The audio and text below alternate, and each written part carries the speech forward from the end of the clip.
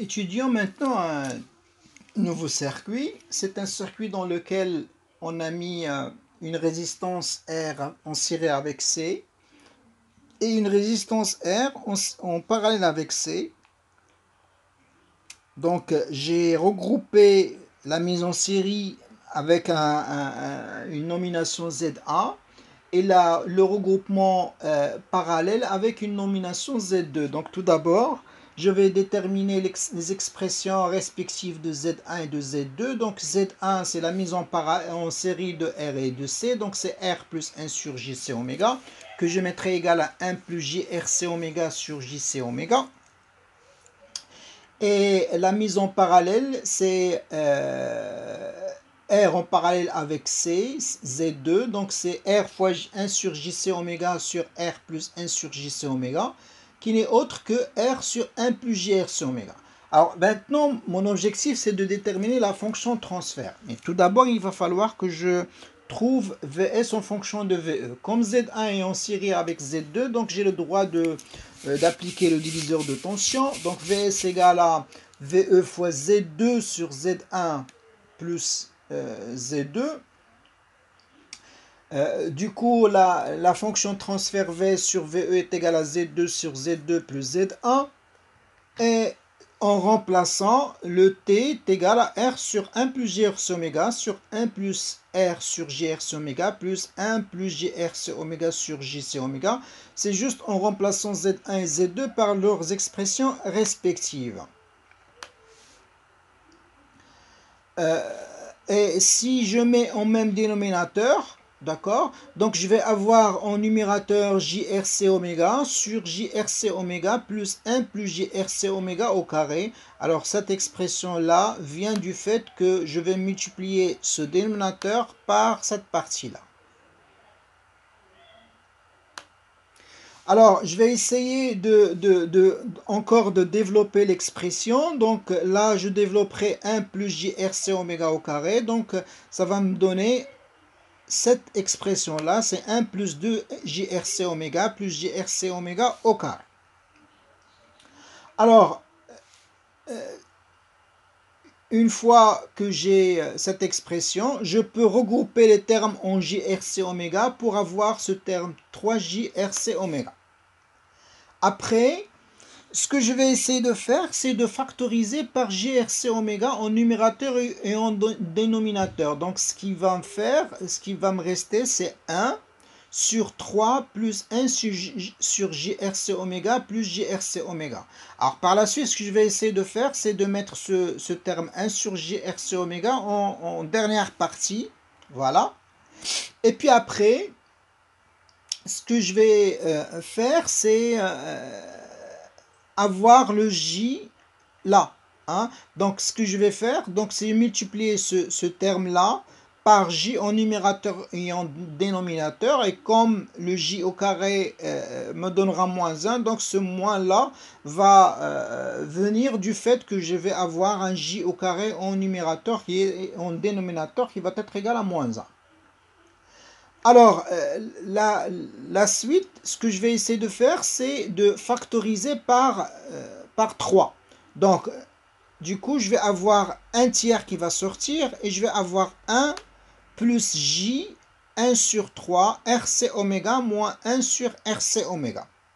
Et je peux facilement, en posant oméga 0 est égal à 1 sur RC,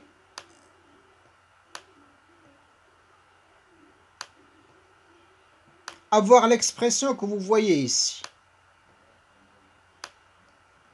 Alors, cette expression, c'est une expression dont on n'a pas un modèle qui ne ressemble à aucun modèle que nous avons vu auparavant.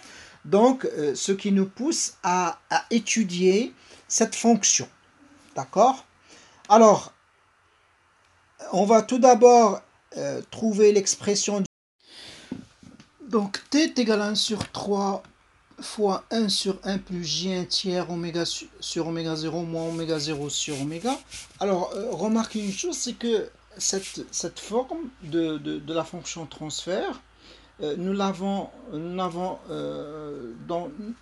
tous les cas que nous avons vus auparavant, nous n'avons pas rencontré un cas pareil. Donc là, c'est une forme que l'on va essayer de modéliser nous-mêmes. D'accord? Alors, bien sûr, là, oméga 0 est égal à 1 sur RC. Donc là, pour le module de t, c'est 1 tiers 1 sur racine carrée de 1 plus 1 neuvième oméga sur oméga 0 moins oméga 0 sur oméga au carré. Alors ce que j'ai fait ici, c'est juste le module de ce terme-là. Donc 1 tiers il y reste, et puis la partie imaginaire, ou plutôt le dénominateur, c'est un nombre complexe dont on va essayer de faire le module qui n'est autre que racine carrée de la partie réelle plus la partie imaginaire au carré.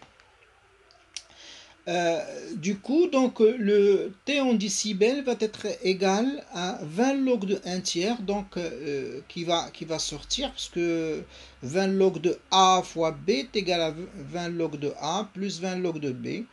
Et puis comme la partie ici, racine carrée, il vient au dénominateur, donc quand on va la mettre au numérateur, donc on va mettre un moins, et la racine carrée, pour l'éliminer, on va mettre la puissance 1 demi, donc le 20 deviendra un 10.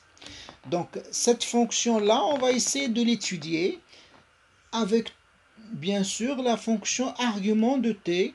Alors pour l'argument de t, là, c'est l'argument, ça va être l'arc tangente juste de la partie imaginaire, parce que ici le 1 tiers, un argument est égal à 0, et puis la partie réelle est égale à 1.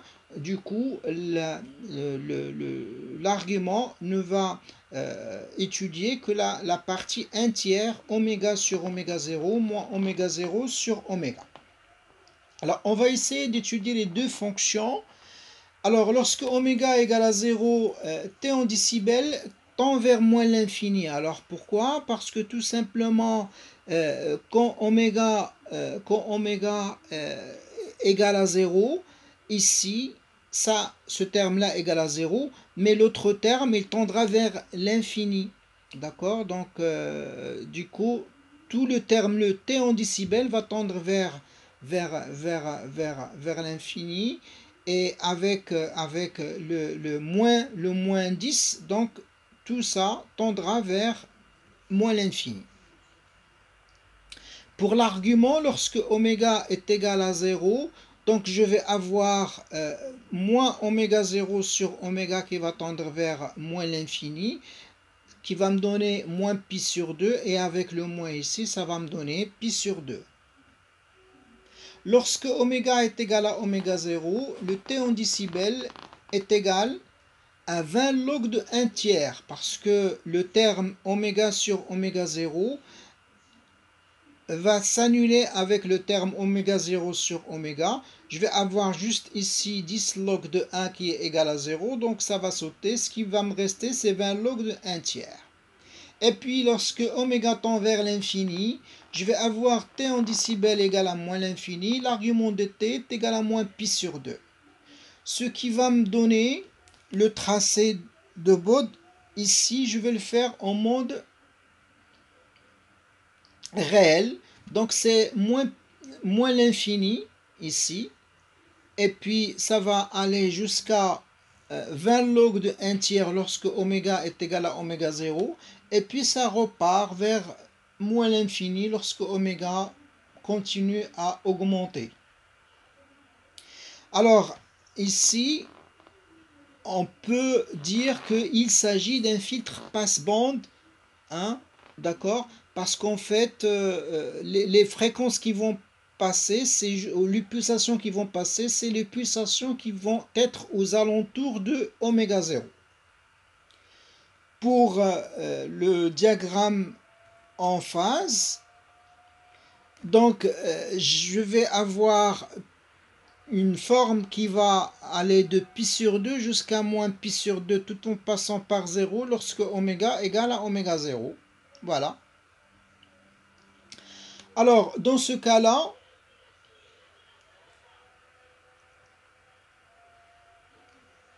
si je suppose que j'ai un signal d'entrée VE comme auparavant constitué de 3 raies, de 3 signaux sinusoïdaux respectivement fréquence 10 000 et 10 000 Hz, et que j'ai le F0 qui correspond à oméga 0 sur 2pi centré sur la fréquence 1000.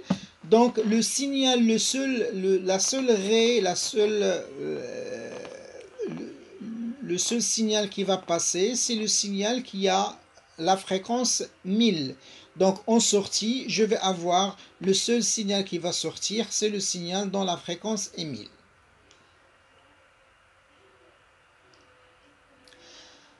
Alors, passons maintenant,